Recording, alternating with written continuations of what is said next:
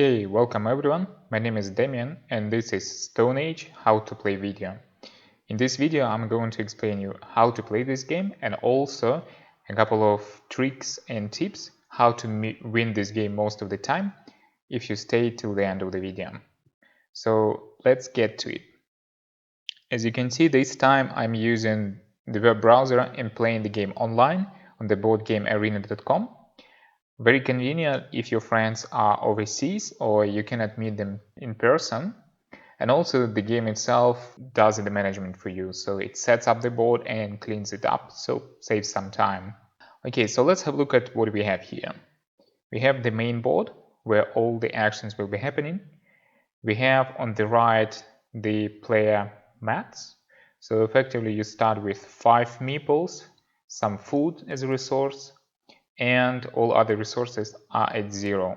So the way you play this game is during each round you will have 2 phases. In the first phase you will be placing meeples on available locations on the board, and then in the second phase you will be taking them back, and when you take them back, that's when you will perform the action itself. So let's have a look at what we have here. So at the top you have different types of resources. We can get some food over here, some wood, clay, stone and gold. Also we have technology cards at the bottom. These cards will be giving you some immediate bonuses. Immediate bonus is on the top of the card, and some endgame victory points. So those symbols at the bottom, they show you what you'll get in the end of the game.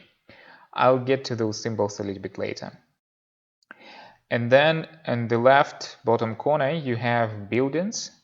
So if you buy a building, you need to pay the resources depicted on the buildings and you will get some victory points. So the technology cards and the buildings are your main sources of victory points in this game. And the game will continue until you run out either of the buildings or the technology cards. And if you scroll a little bit down, you can see that there are 32 technology cards in the game, 32 in the stacks plus 4 on the board, and also you have 7 buildings in each stack. So if one of the stacks goes empty or there is no technology cards left, that's when the game will finish. And the last location on the board are these 3 spaces in the middle.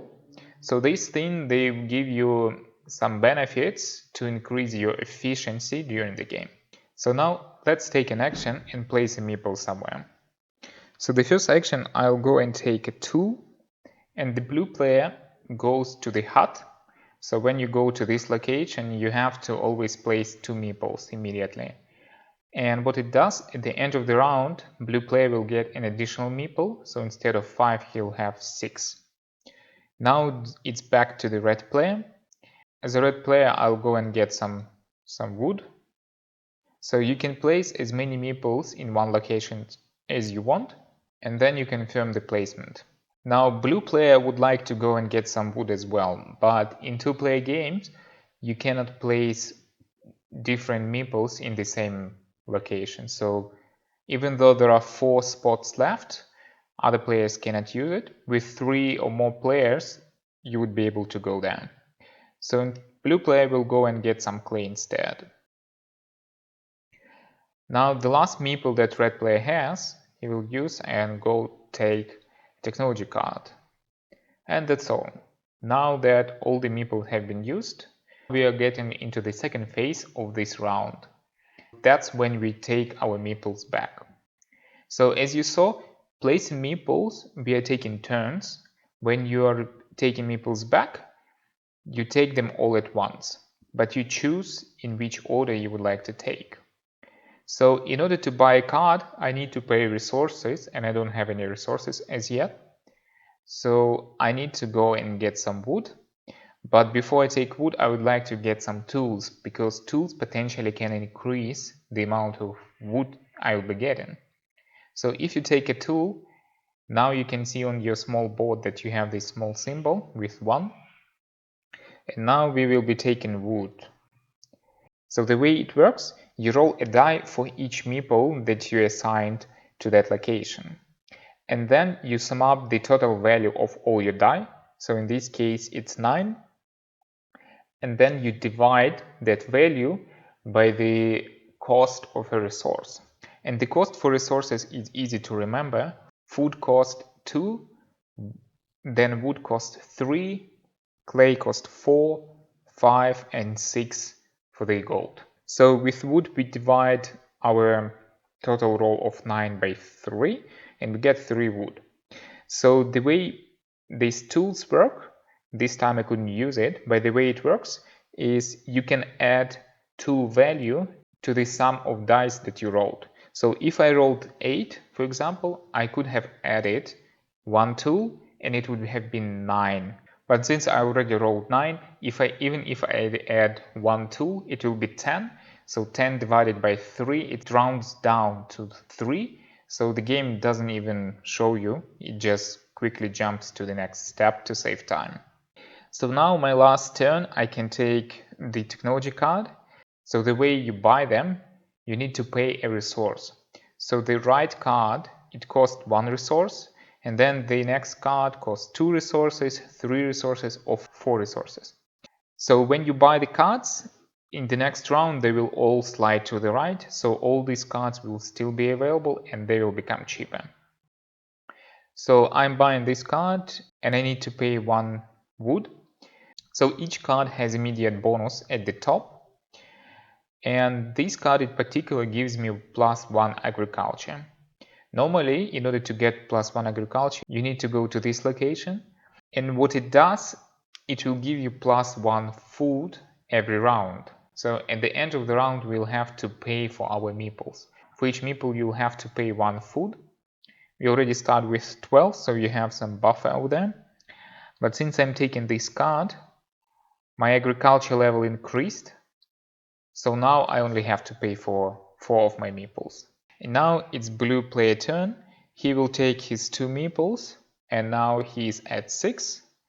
And then he will roll the same 3 die to get some clay, and he only got 2. Now the round is over, and at the end of the round, these 3 cards, they slided to the right, and we added 1 more card. Buildings didn't change because we didn't buy anything, and we paid food for our meeples. And now the next round starts, so the blue player will go and get some agriculture because he needs to pay for his meeples. Red player will be getting 1 more technology card. I would like to show you how this card with the dice is working. Now the blue player will go to take some wood, and as a red player I will get 1 more tool. Blue has assigned his last meeple to get some additional food, and the red will go get some clay. Blue player actions are pretty simple, so again he is taking 1 agriculture, same as I did last round. He will get some wood and some food as well. As a red player, I will take 1 more tool, and then let's have a look at what I can roll with the clay. So again, this time I was lucky again and rolled exactly what I needed, and I didn't have to use my tools. So let's go and take this technology card and see how it works. Generally speaking, it's preferred to pay with a cheaper resource. And when you buy a card, you roll the die for each player who is playing this game. Depending on what you roll, you can get some additional benefits. It's either resources or agriculture, or you can also roll for a tool. So I would like to take an agriculture. Early on, agriculture is more valuable than resource. That was my last action, so the second round is over. At the end of the round, again, we paid some food for our meeples. Since I had 2 agriculture and it's still just 5 meeples, I only had to pay 3. The blue player had to pay 5, but since he got some additional food, he still has some decent reserves. And that's how you play this game. One more thing I want to show you is how to buy these buildings. As a red player, I will take this building, and as a blue player, I will take the other building. And just to make it quick, I will assign all my remaining meeples to stone, and as a blue player, I need to assign them to gold. Okay, so now we'll be taking them back. So I'll take my stone first, and this time you can see I didn't roll the exact match. If I use only what I rolled, I would get only 2 stone. So I can still do that if I want to save my tools for something else in this round, but since I don't need them anywhere else, I might as well use them. And now I can buy a building. So the way you pay for the building is you need to look at the bottom of the building. Sometimes it explicitly tells which resources you need. Sometimes it shows you these cryptic signs. So 5 in this case means that you need to pay 5 resources exactly. And in brackets, it tells you how many types of resources you need to pay. So in this case, you need to use 3 different types of resources, and I need to pay exactly 5 resources. So let's take it. The amount of points you will be getting for this building is dependent on which resources you are using. So the more valuable resources you are using, like stone, clay, the more victory points you'll get. My last 2 resources that I need to pay, I would like to use stone to get more victory points. And for buying that building, I got 22 victory points. So the way it works, again, you remember the value of the resources that I mentioned. So 3 for wood, 4 for clay, 5 and 6. So because we paid 3 stone, so 3 multiplied by 5, it's 15. 1 clay, so add 4, so we are now at 19. And plus 1 wood, so it's 22. That's how we got our 22 victory points. Now the second player does the same thing. He will be getting his gold first, and then he'll go after the building. So if you look at the building, in this case, it tells you how many victory points exactly you will be getting, because the resource requirements are explicit. So for wood, you'll get 3, 5, and 6 points, which is in total 14. So blue player gets his building, but now, since we are at the end of the round and we need to pay for our meeples, blue player only has 5 food in total, 1 from agriculture and 4 food, so he is lacking 1 food. So blue player has to pay one of the resources to feed his meeples. And this is how you play the game. You get victory points through the buildings and you get victory points through the cards. So now let's have a look at how you get victory points with these cards. So generally speaking, there are 2 types of bonuses from the cards. Some of them has this green background with funny images, and the other type is when you have some symbols at the bottom with the X multiplier. So let's touch base with this first. So at the end of the game, you count how many unique cards with green font you have, and you raise it to the power of 2. So right now I only have 2, so 2 in power of 2, it will be 4 victory points at the end of the game. You can have up to 8 of them, so 8 in the power of 2 will be 64 victory points. So it's better, if you started collecting green cards, it's better to get all of them. And another type of cards are with these multipliers. During the game, you will be collecting some meeples, so you currently have 5.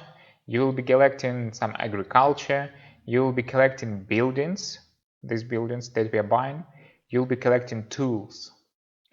And then, if you get this card, it will act as a multiplier for one of these things that I've just mentioned. So this card in particular, you can see that there are 2 small symbols of humans. It means that for each tool that you will own at the end of the game, you will get 2 victory points. And there are cards like this for meeples, for agriculture, for buildings, and for tools. So that's all in terms of how to play this game. And before I move to the second part of the video, please leave a comment what you liked about this video, what you didn't like, so I can make my videos better going forward. And let's move on to the second part of the video, a couple of tricks and tips how to be better at this game. So let's have a look at what are the most efficient actions on the board that you can do. If you look at the center of the board, these three locations should be your highest priority. Because they increase your long-term effectiveness, you should be taking them first. But I only suggest that don't take too many meeples at the beginning of the game straight away, because you will not be able to feed them. Take maybe 1 or 2 times the agriculture spot first, and then you can take a couple of extra meeples. But you don't really need them to win the game. If you have enough tools, you can still get plenty of resources and win the game without any extra meeples. Then, in terms of technology cards, when you're paying resources, you should be always using wood, and only in critical situations you should be using clay to buy these cards.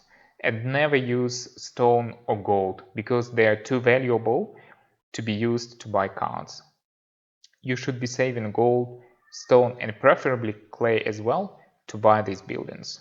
And when you're buying a card, the first card is always worth taking. The second card, most of the time. Third and fourth, they are only worth taking at the end of the game when you have excess resources. In terms of getting the resources, it's usually better to aggregate your meeples in one spot instead of taking multiple positions, because this way you are increasing your chances not to waste points. But in case if you do go into multiple locations, in that case you should start taking meeples from more expensive locations to the less expensive locations. That way you can more effectively use your tools. That's it, guys, for this video. Like, subscribe, again leave a comment, and meet you at the next video. Have a good day!